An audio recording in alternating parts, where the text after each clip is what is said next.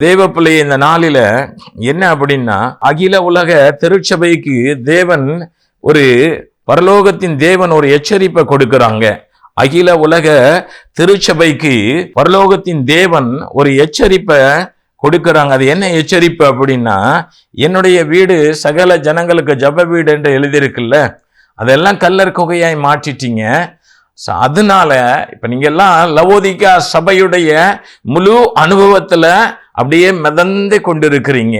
பாவ அநித்தியமான சந்தோஷத்துல மகிழ்ந்து களி கூறி கொண்டிருக்கிறீங்க.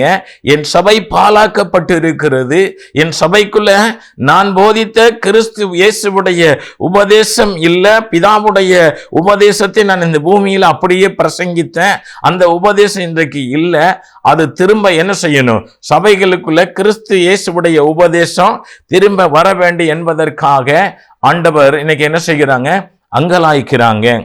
அப்போ ஒரு நாட்கள்ல ஒரு காலத்துல எப்படி இருந்தது அப்படின்னா, சபைகள் நம்ம உன்னத பாட்டு 5வது அதிகாரத்துல 2வது வசனத்துல நம்ம வாசிக்கிறோம். நான் நித்திரை பண்ணினேன், என் இருதயமோ விழித்திருந்தது, கதவை தட்டுகிறேன், நேசரின் சத்தத்தை கேட்டேன். என் சகோதரியே, என் பிரியமே, என் புறாவே, என் உத்தமியே. ஒரு நாள்ல இந்த சபையானது எப்படி இருந்தது அப்படின்னா, என் சகோதரியே, என் பிரியமே, என் புறாவே, என் உத்தமியே, அப்படிப்பட்ட பகுதியில காணப்பட்ட சபை இன்னைக்கு என்ன ஆயிட்ட அப்படின்னா, நான் நித்திரை பண்ணிக்கிறேன், என் இருதயம் விழித்திருக்கிறதுன்னு சொன்ன அந்த சபை இன்றைக்கு அந்த சத்தத்தை கேட்ட போது கூட எழுந்து தன்னுடைய நேசருக்கு கதவை திறந்து கொடுக்க முடியாத ஒரு பகுதி என்ன செய்கிறது?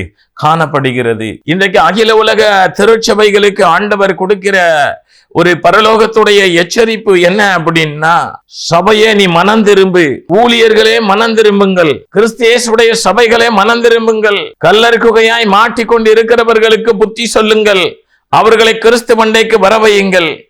உண்மையாய் ஊழியம் செய்கிற தேவனுடைய பிள்ளைகள் உண்மை இல்லாமல் வயிற்று பிழைப்பிற்காக மனம் போன போக்கிலே தன் சுகபோகமான வாழ்க்கைக்காக ஊழியம் செய்கிற ஊழியர்களை பார்க்கும்போது, விசுவாசிகளை பார்க்கும்போது, கிறிஸ்து இயேசுவுடைய உபதேசத்தை பிரசங்கித்து அவர்களை கிறிஸ்துவுடைய அன்புக்குள்ளே கொண்டு வரும்படியாக முழு அகில உலக திருச்சபைக்கு தேவன் கொடுக்கிற ஒரு எச்சரிப்பு.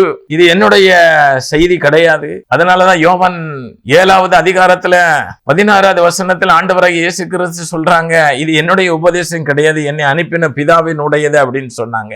இப்ப நான் இந்த பிரசங்கத்தை நிறைவேற்றுகிறேன், இது என்னுடையதல்ல, எனக்கு ஆண்டவர் தீர்க்க தரிசனமாக வெளிப்படுத்தின காரியங்களை இந்த வேலையில பதிவிடுவதற்கு தேவாவியானவர் எனக்கு என்ன செய்கிறாங்க?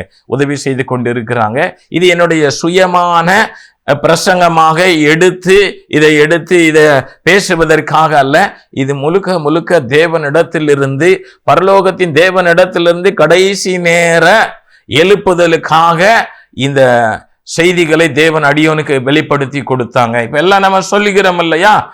எழுப்புதல் எழுப்புதல் எழுப்புதல் சொல்லி கொண்டு இருக்கிறோம் இல்லையா?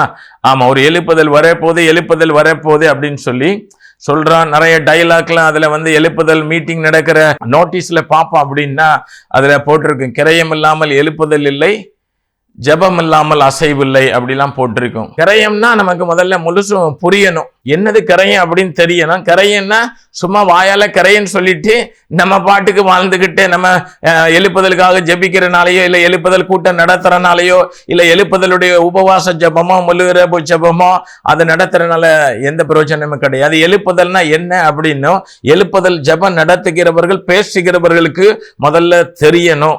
சரியா? அது தெரியாம நம்ம என்ன செய்யறதுனால ஒரு பிரயோஜனம் கிடையாது. அப்ப எழுப்புதல் அப்படின்னா ஒரு தனிநபருடைய வாழ்க்கையில முழு உலகத்தை வெறுத்து வாழக்கூடிய ஒரு சீசத்துவ வாழ்க்கை என்ன செய்யணும்? வரணும். நம்மை நாமே வெறுத்து நாம் என்ன செய்யணும்? ஆண்டவராய் இயேசு கிறிஸ்துடைய சிலுவையை எடுத்துக்கொண்டு அனுதினமும் அவரை பின்பற்றுகிறவர்கள் தான் அவருடைய சீஷர்களாகவும் அவருடைய அப்போஸ்தலர்களாகவும் அவருக்கு பிரியமான பகுதியில ஊழியம் செய்ய முடியுமே ஒழிய நம்ம சும்மா கிரயம் இல்லாமல் எழுப்பதில்லை. இயேசு கிறிஸ்து இந்த சபைக்காக, மனவாட்டிய சபைக்காக ஏதோ ஒரு கையையோ ஒரு காலையோ கொடுக்கல, இல்ல ஒரு கண்ணை கொடுத்தாங்க அப்படின்னு சொல்வதற்கல்ல. சரியா? முழுவது தன்னுடைய கடைசி சொட்டு ரத்தத்தை கிரயமாக என்ன செய்திருக்கிறாங்க? கொடுத்திருக்கிறாங்க. இதைத்தான் நம்ம 1 கொரிந்தியர் 6வது அதிகாரத்துல நம்ம வாசிக்கிறோம், கிரயத்துக்கு கொல்லப்பட்டீர்கள் என்று. அப்ப தேவ பிள்ளைய கிரயம் இல்லாமல் எழுப்பதில்லை அப்படின்னா, இயேசு கிறிஸ்து என்ன செய்தாங்க? தன்னைத்தானே வெறுமையாக்கி அடிமையின் ரூபம் எடுத்து அவங்க என்ன செய்தாங்க? தன்னை ஒப்பு கொடுத்தாங்க. அப்ப அவங்க இந்த பூமியில வாழ்ற நாட்கள்ல ஊழியர் செய்ய வந்தபடினால அவங்க ஸ்டைல் பண்ணல இல்லையா? ஊழியர்கள் இடத்துல இந்த ஸ்டைல்லாம் போகணுங்க. வேத வசனத்தை எடுத்து நம்ம பார்க்கணும், எங்க எங்க நம்ம சரியில்லாம இருக்கிறோம் அப்படின்னு பார்க்கணும். என்னாகுமா 8வது அதிகாரத்துல 5ல இருந்து நம்ம பார்க்கிறோம், பின்னும் கர்த்தர் மோசையை நோக்கி, நீ இஸ்ரவேல் சந்ததியாரன் என்று லேவியரை பிரித்தெடுத்து அவர்களை சுத்திகரிப்பாயாக, அவர்களை சுத்திகரிக்கும்படி அவர்களுக்கு செய்ய வேண்டியதாவது அவர்கள் மேல் சுத்திகரிக்கும் ஜலத்தை தெளிப்பாயாக, பின்பு அவர்கள் சர்வாங்க சவரம் பண்ணி தங்கள் வஸ்திரங்களை தோய்த்து தங்களை சுத்திகரிக்க கடவார்கள். அப்ப என்ன அப்படின்னா, அவர்கள் சர்வாங்க சவரம் பண்ணி, அப்ப முற்றிலும் என்ன செய்யணும்? கிளீன் சேவ் பண்ணி இருக்கணும், நல்ல சுத்தமாக காணப்படணும். இதெல்லாம் பிதாவாகிய தேவனுடைய பிரதான கட்டளை மோசைக்கு சொல்லி கொடுக்கறாங்க. நீ லேவியரை பிரித்தெடுக்கும் போது இப்படி என்ன செய்ய, அவர்களை சுத்திகரிக்க பண்ணு அப்படின்ட்டு. அப்போ ஒரு ஊழியன் எப்படி இருக்கணும் அப்படின்னா, அவன் மேல இருந்து பார்க்க முச்சல அவன் எப்படி இருக்கணும்னா பழுது இல்லாதவனா இருக்கணும்.